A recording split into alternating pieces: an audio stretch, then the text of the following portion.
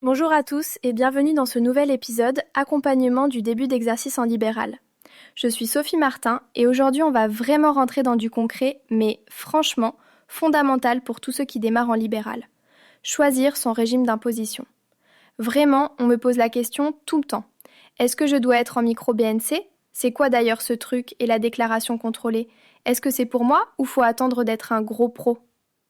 Bon, pour commencer, petit rappel. Quand on commence une activité libérale, nos revenus tombent dans la catégorie des BNC, les bénéfices non commerciaux. Peu importe qu'on soit kiné, orthophoniste, psy, diététicien, dès qu'on exerce en libéral, c'est BNC, et ensuite, là, il faut choisir un régime d'imposition. Alors, il y a deux grands régimes. Pas trois, pas cinq, vraiment deux. Le micro-BNC, qu'on appelle aussi le régime simplifié, et la fameuse déclaration contrôlée ou régime réel.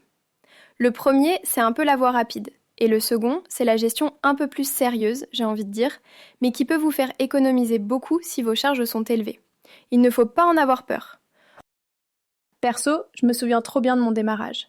J'avais téléchargé tous les guides possibles, feuilles Excel, feuilles de brouillon, mais j'avais aucune idée de ce qui serait vraiment le plus intéressant pour moi.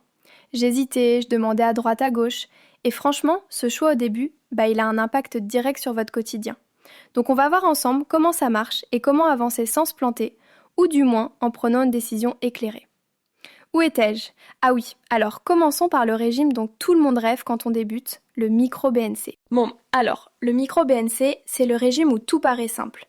Déclaration allégée, obligation comptable minimum, franchement, c'est fait pour ceux qui n'ont pas envie de passer leur soirée à faire de la paperasse.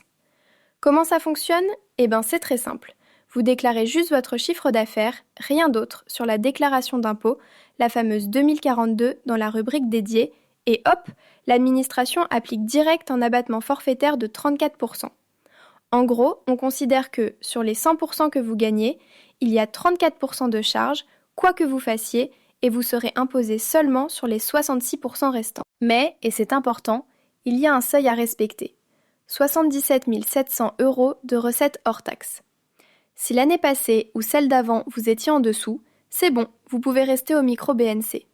Même si une fois sur 2 ans vous dépassez, ça passe encore.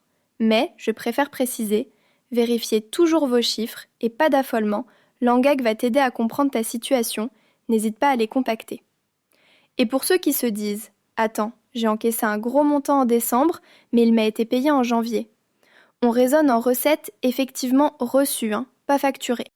Niveau charge, là, attention, parce que c'est souvent là que Sylvie, qui accompagne les nouveaux adhérents à l'ANGAC, reçoit des questions.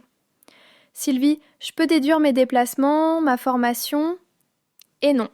Avec le micro-BNC, l'administration considère que tout est compris dans le fameux abattement, à part les rétrocessions que vous versez à vos remplaçants, qui, elles, sont vraiment déductibles à part. Pour tout le reste, vos cotisations sociales, vos petites fournitures, votre ordinateur même, c'est l'abattement qui s'en occupe. Enfin, sur le papier, parce que si vos charges, en vrai, dépassent les 34%, il faut peut-être penser à changer de régime.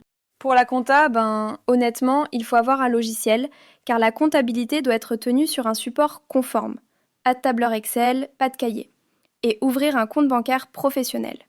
Le logiciel, c'est hyper utile, croyez-moi, surtout si un jour vous basculez vers le réel, la compta est déjà faite.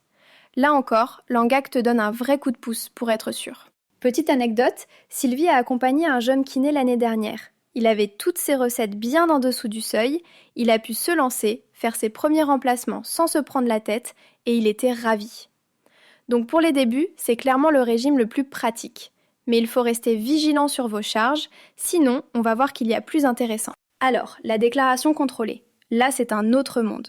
Enfin, ça fait un peu peur au début, mais c'est hyper avantageux pour certains. Ce régime, on l'appelle aussi le réel, parce qu'on va vraiment déclarer tout ce qu'on encaisse et tout ce qu'on dépense au centime près.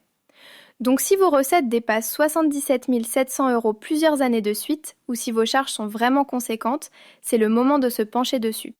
Là-dessus, on bosse avec la déclaration 2035. Oui, c'est une déclaration comptable, mais franchement, avec un logiciel comme Angac Compta, ça se fait. Vous comptabilisez vos recettes et toutes, mais alors vraiment toutes les dépenses pro.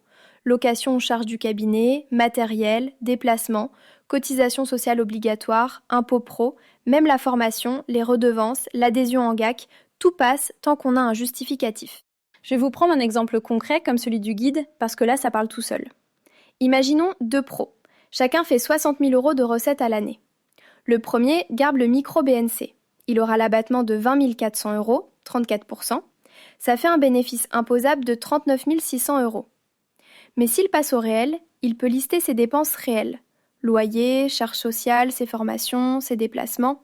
Ça grimpe vite à 28 650 €. Du coup, son bénéfice imposable tombe à 31 350 €. On voit vite que si vous avez beaucoup de charges, ça peut vraiment, mais vraiment changer la donne.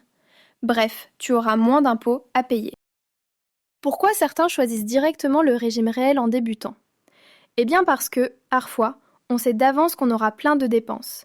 Si on investit dans du matériel, une formation longue, ou même si on bosse dans une zone spéciale comme la ZFRR avec des exonérations, ou si tu es collaborateur. J'ai une collègue, elle a sauté sur l'option directe car elle avait une redevance de collaboration à 30% et elle effectuait de nombreux domiciles. Résultat, avec la déclaration contrôlée, elle a maximisé ses déductions et au final, son impôt était bien plus léger que si elle était restée au micro-BNC. En conclusion, il n'y a pas de régime miracle, juste le bon choix à faire selon ses recettes, ses profils de dépenses et ses projets parfois. Prenez vraiment le temps de comparer avant de vous lancer tête baissée. L'ANGAC peut t'aider à ne rien oublier. Merci d'avoir écouté et à très vite sur Accompagnement du début d'exercice en libéral.